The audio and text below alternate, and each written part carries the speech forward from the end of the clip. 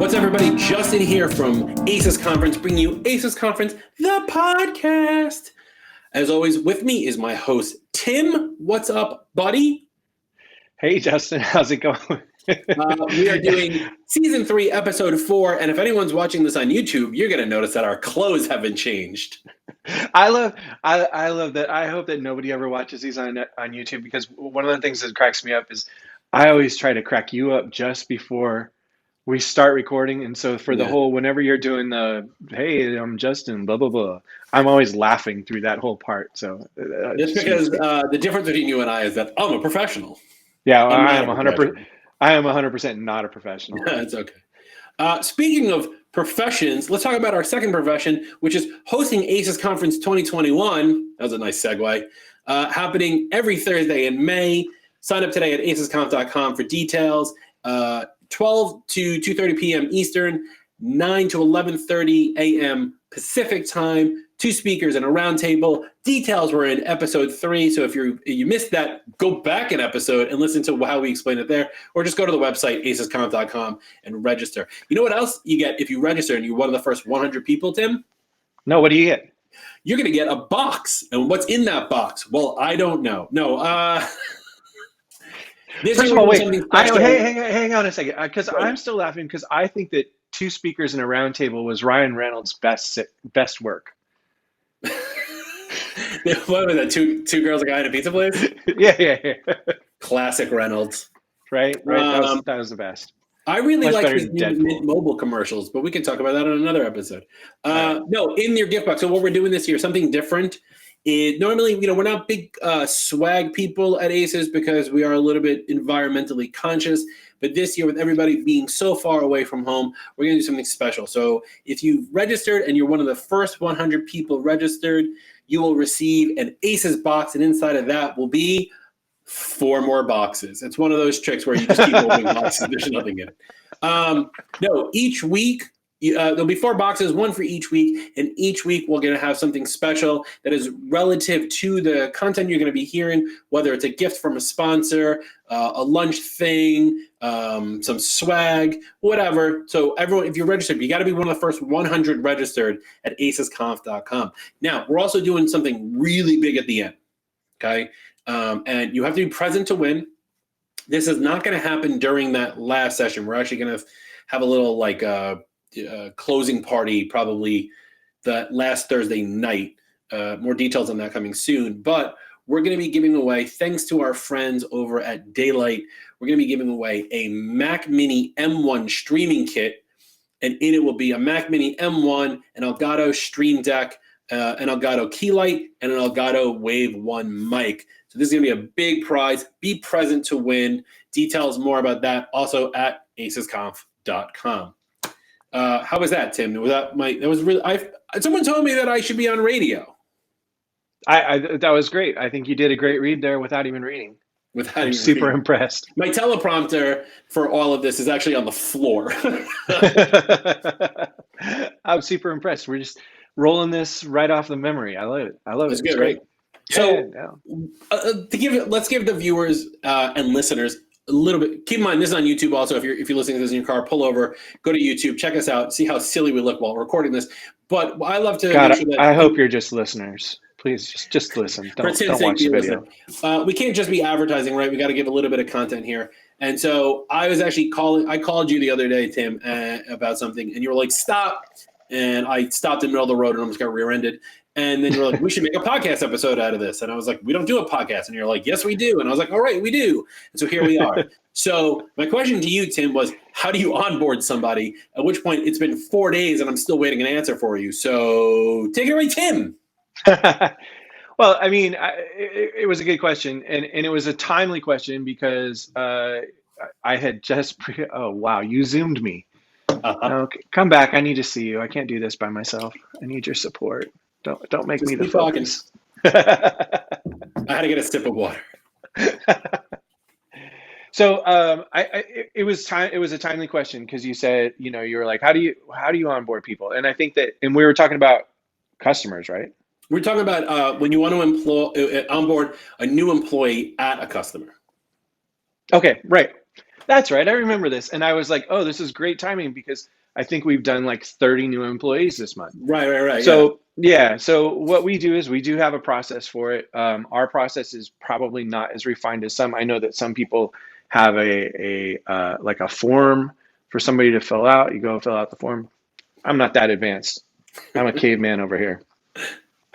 But what I do is I do keep a list for every customer, and we have a checklist that we have in IT Glue that I keep for each customer. And when they say, and I have them for the different roles, so we know what somebody needs, what they have access to. And so when somebody says, hey, we're hiring a new social media coordinator, which I have one customer who did 4 times this month. We also, what's great about this onboarding checklist is that we can also use it to offboard the employee. Because you know how many social media people I offboarded at that customer? Yeah. Anyway, I guess that's a hard position to fill to get the right fit. Those people are a little, I'm not sure. Anyway, so I have a checklist that I run down. I usually develop that checklist with the customer, but oftentimes we develop that checklist on our own. Knowing what they need. Do they need a computer? Do they just need accounts? But you do have to have a whole view, or a holistic view, as people will say, who are smarter than me. So that all of those things. Do they need access to Slack? Do they use Asana? Do they are we doing Office 365 licenses for them? Are they a freelancer or are they an actual employee? Do they get a separate set of stuff? Do we create jump cloud logins, or we control their anyway? So that's what I do for onboarding. It's not really that advanced. I think most people do it. I hope most people do it. To be honest, I gotta say, I've waited 4 days for your answer, and now I'm kind of disappointed. Honestly, I forgot we were going to talk about it. You're like chocolate ice cream that sat out for 4 days, and then someone was like, "Ooh, chocolate ice cream." Aww. No offense. Sorry. No, that's okay. I mean, so here's the thing. I bet that half of the people listening have a process. Sure. I bet half of the people listening don't have a process. Sure. And I think if you don't have a process, you probably need to have one. And I think that saying half of the listeners have half a process, which would have made 3 halves. Well, Bill Walton said last week that there were going to be 5 Pac-10 teams or Pac-12 teams in the Final Four. So what do you got? Math. Okay. I mean, math is hard. I get it. Math is hard. No, so what do you do when you onboard an employee? So we even did a whole video on this if you want to check out the Virtual Consulting Group YouTube channel. But what we do is we actually have a type form, and we do a form, right, based off kind of the same thing you were doing with your checklist, where we went back and forth with the customer, we made reiterations and stuff like that. And that type form actually not only dumps into our Slack when a new employee starts so we can all see it, it also opens up a ticket on our Zendesk, and then using a great tool, which a lot of people in the group who use Zendesk know about, called Sweethawk Tasks. Yeah. Auto creates a list of items that any of our consultants have to follow to start somebody new, including when things have to get kicked back from the consultant to our operations team and our operations team back to consultant, or vice versa. And so they can hand it off. And there's even an item in the list that says like hand off to client or to consultant when the ops team is done, that they have to check off in order for that ticket to be closed. Do you have a unique form then for each customer? We do, yeah. That's one of the challenges that we're trying to figure out, is we have an onboard form and we have an offboard form, and now we're trying to figure out the easiest way. And I'm open to suggestions from anyone who's listening to create the shortest URL for those customers to remember that path, because like it ends up being like virtualcomputers.com/new-employee-form-4-client name -V2, and then offboard employee form, but the same thing. It's too long of a URL. Well, do you have certain, could you put that in the Watchman menu? Like, could they land to a page that had those forms, and then they could pick the form that they needed? So you could put that in like your Watchman menu or whatever, and you could say, and you could do that by group. So each group would get their own menu. And then, you would have those forms that you have, and then maybe the open ticket or that's not a something bad like idea, that. except for the fact that I wouldn't want everyone in the office to have that menu item, right? But there's other tools that are very similar to that, like XBAR app is back on the market, working with Big Sur. So we've been playing with that. That's actually not a bad way of doing it.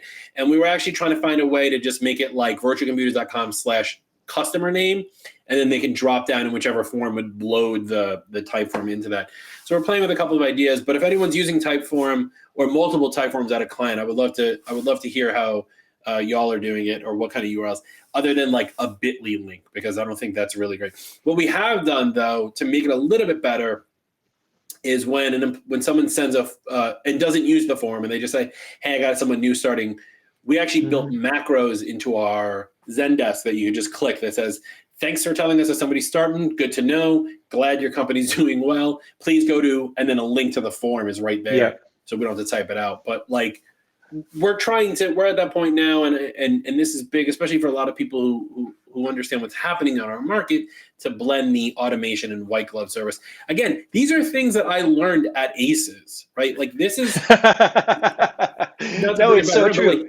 And despite the fact that I've run ACES for 7 years and I've never listened to a single presentation, that's not actually true, because I've listened to like the talks and I review the notes and stuff like that. Like these are things that I've learned. Like these aren't just like new. I didn't come up with this entire process. I heard the theories of it and how it works, and I made it work for my company. And these are things that you, the listener, will learn also at ACES Conference 2021 live virtually in your home. Well, look, here's what I'm going to say. So I've talked to this is one of the great learning opportunities for me being a part of this year's event, is that I've spoken with most of the speakers. And so I've got a jump start on everybody, and I think they better be doing better than everyone then. And if you're not, look, Tim. if you want to keep up with me, right? If you want to keep up with me, if you want to get ahead of me, you need to be at ACES this year, right? Because I've already got all these. I've got all these tips in my back pocket now. I think I think that there's a great discussion that maybe is for episode 5, where we talk about automation a bit, because I think that there is an amount of automation that you can do that is beneficial to you. Sure. And there's like a cost benefit on all that automation, and we should probably have a discussion about that. Maybe we can find somebody to talk about it with us. I don't know. Well, hopefully we won't be in the same clothes, because we're probably not going to record that right after this one. God, I hope not.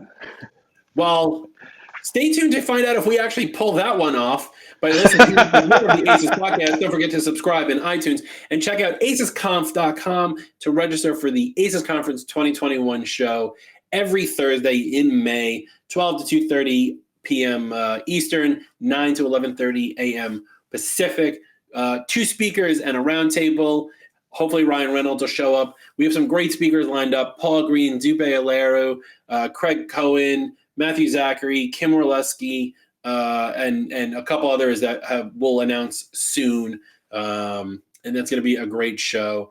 And you know what? It's going to be, I'm so excited. I'm excited to see everybody there. That's what I'm excited for. I'm excited it's weird to say this, but like, I actually want to see your company do well this year. So be there or be square, which, by the way, as to end this episode, I just want to let you know that I found out what the meaning of B square is. Do you know the meaning of B square?